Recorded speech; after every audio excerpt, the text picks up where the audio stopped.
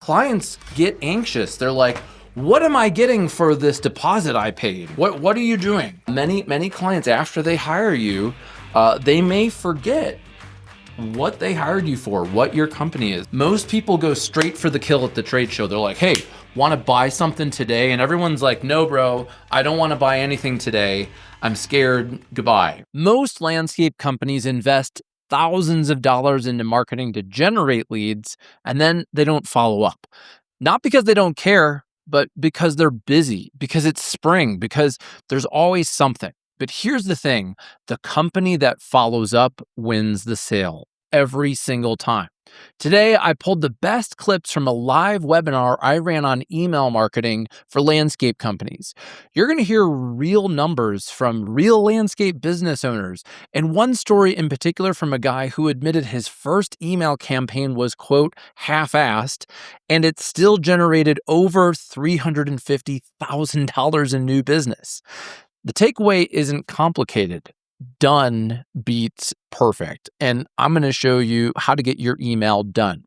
Hey, I'm Jack Jostes, and welcome to the Landscaper's Guide podcast, where we share sales, marketing, and leadership inspiration to grow your snow and landscape company. In today's episode, I'll share why the fortune is in the follow-up and how to follow up with proven email marketing strategies you can implement today. So let's get started. So let's get into the first part of why email.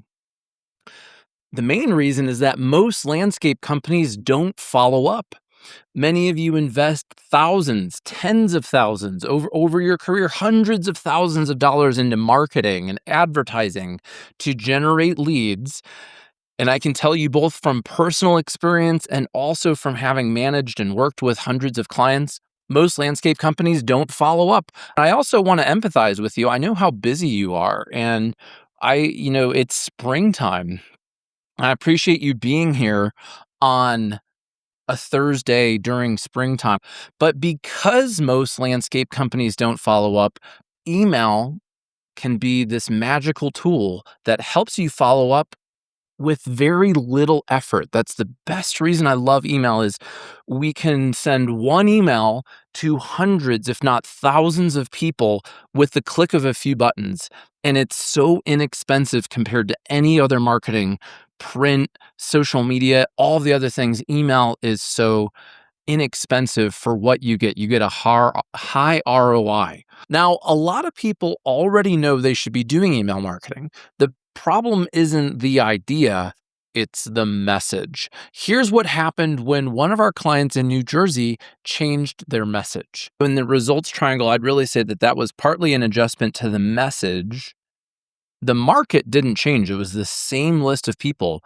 And the media, that formatting, because most email is opened on a mobile device, and the presentation of it is so important. Robert Felton is here. He's our Director of Client Strategy. Before I play the video, maybe could you share a little bit of background about what were they doing before we worked with them on their message? Oh, yeah, Rich Green Lawns. I love Rich Green Lawns. So they're a lawn care company out of New Jersey, and the big issue, honestly, was they were just typing big, old-fashioned paragraphs in their email with really good, correct grammar and structure, which looked kinda nice, but when you looked at it on a phone, it was just a big blob of text, and I was like, "Mm-mm, we need to make this read and look like a text message." So it was honestly, they have really good offers. We just restructured the formatting just a little bit, and guess what? You could read it, and it increased, I think, by like 30% conversion. It was impressive. So, I mean, it's been really fun working with them. So, yeah, it was Yeah. really reformatting and changing the message slightly so you could see what the message was versus it being buried in a big paragraph. We do our sales weekly. We track them.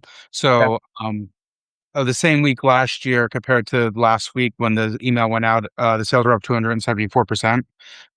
So we did, I think, almost over $75,000 in new sales last week, just in the new quarter with the quarter and seed services for the fall.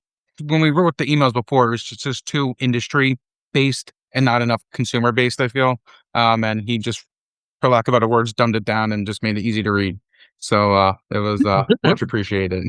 Now, that's what happens when you send the right message to the right market with the right media. Now, let me show you 4 specific types of emails that work for landscape companies. And I want to spend a little extra time on one of these in particular because I think it's the highest ROI email in the whole conversation, and most people never send it. One of them, and I say this is the highest ROI email from the whole webinar. Grab a pen and write it down. This is a weekly progress update email. Okay. So this is nothing fancy. This is simply taking care of your current clients. If you are a design build company and you have projects that take weeks, months, some of them years, clients get anxious. They're like, what am I getting for this deposit I paid? What are you doing? And they get angry and they get anxious and fearful. But if they know what's going on, they're like, oh, cool. I understand what's going on. This is something we do for our own clients at Ramblin Jackson while we're building their website. And what we found is our clients love their little weekly email. And one of my clients in Fort Collins, Alpine Gardens, started doing this and they got the same feedback. So we started telling our other clients, and the clients who have done this get amazing results from their client.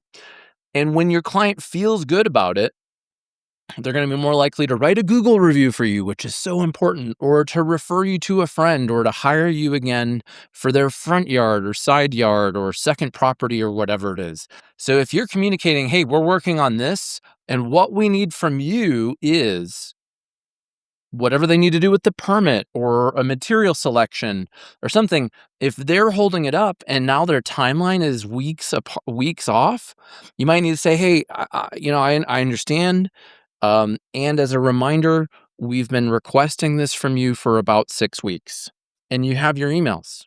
Our original timeline was May 5th for completion. However, due to the recent tornado, we don't know when it's going to happen or whatever, right? A tornado obviously would be extreme, but rain impacts things. So I just wrote, if I had a landscape company, that it's Liberty Landscapes. So Liberty Landscapes plus Miller Family Project update. That's my subject line. If you can nurture them over time with a valuable email newsletter, you're going to be in their email. They can search for it. They can click on it. They're going to feel like they have a little more relationship with you over time. Another type of email that's very effective is a spear email. A spear email stands for short, personal, expecting a reply. Spear. And you got to use these sparingly, because if you spear people every day, it will no longer feel personal, right? So we're going to sprinkle them in strategically.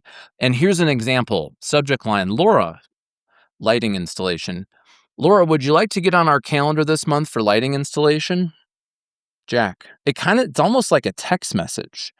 So I might send this to Laura if I had sent Laura a proposal on lighting installation and then maybe she ghosted me. I just got a cold call, a warm call. I requested some information about investing in gold like 4 years ago, and I've had this salesperson keeping in touch with me, and I loved it. I loved it. So he sent me a spear email and he called me. Here's another one: spring cleanup, 123 Main Street.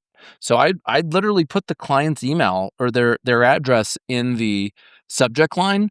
And if you have your database dialed in, you could set this to go up automatically, meaning that you could, in the subject line, have a placeholder for insert address, and then in the email, insert first name. Larry, would you like to get a spring cleanup scheduled?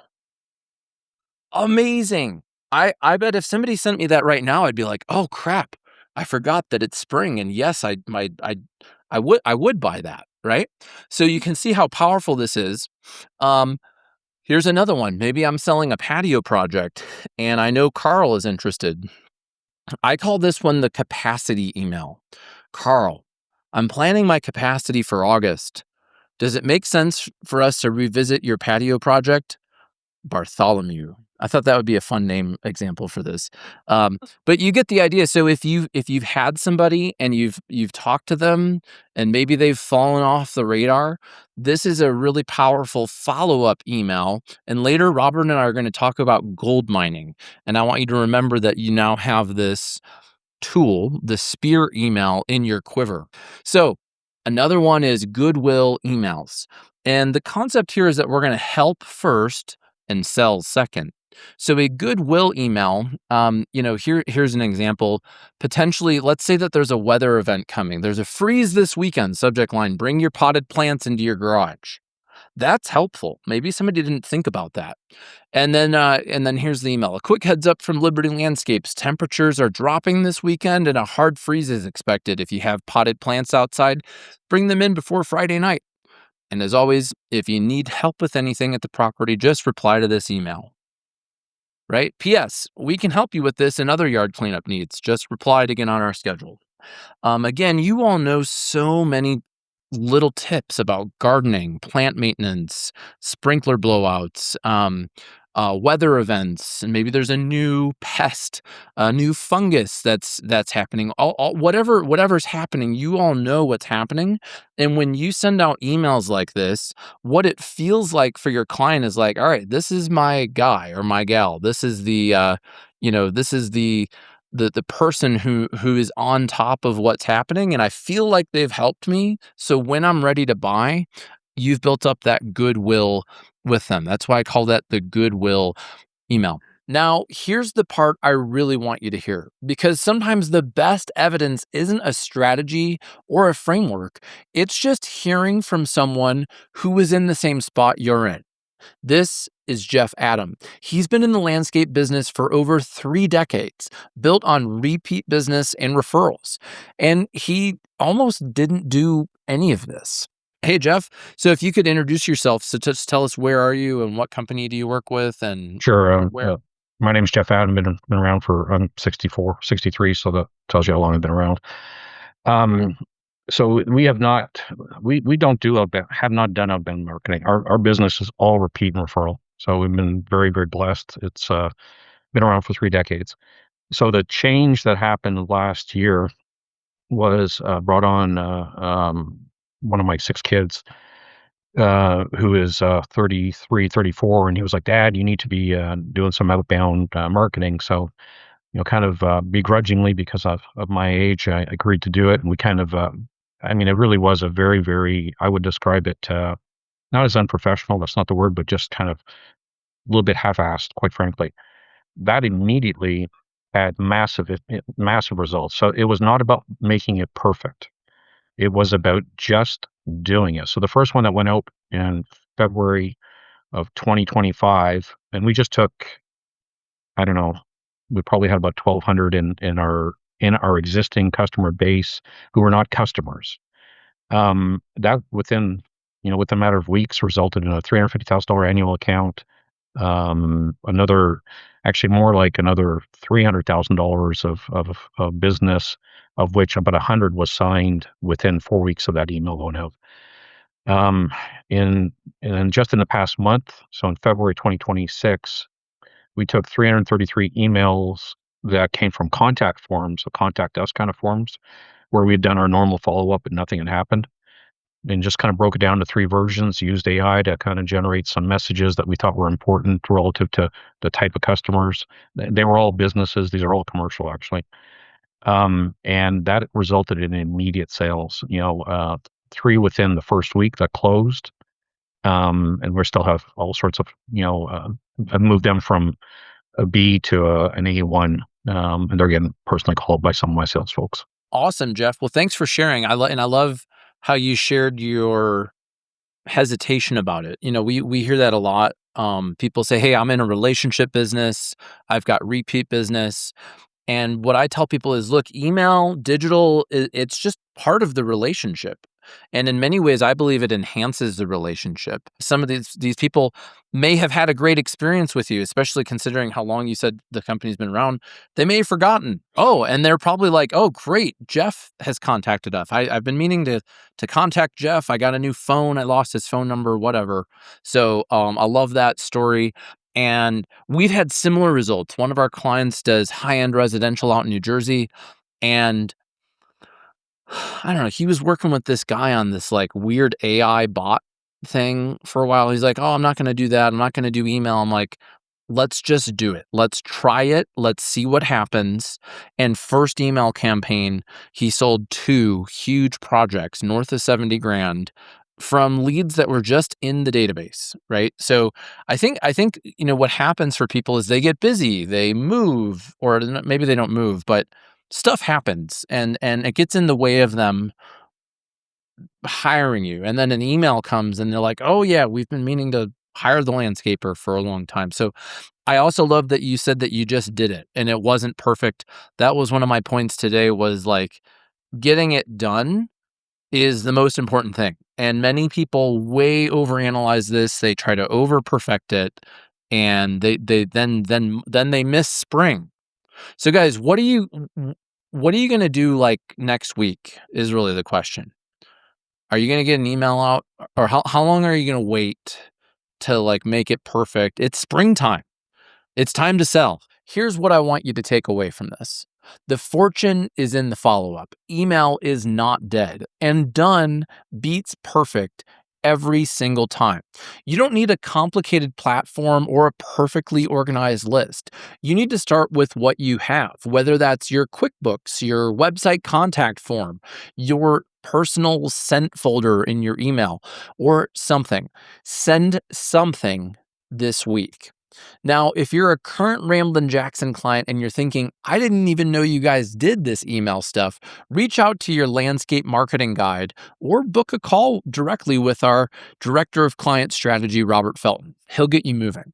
And if you're a landscape business owner who isn't a client yet and you're wondering where to focus your marketing, we'd love to have a 15-minute conversation with you. It's called a marketing brainstorm call. We'll look at what you're doing, what's working, what isn't working, and help you figure out where to put your energy. No pitch, no pressure. Book yours at landscapersguide.com/brainstorm and see our show notes to a link to where you can click on that and schedule directly on our website. I'm Jack Jostes, and you've been listening to The Landscaper's Guide. Now, go send an email and sell something. I'll look forward to talking with you next week.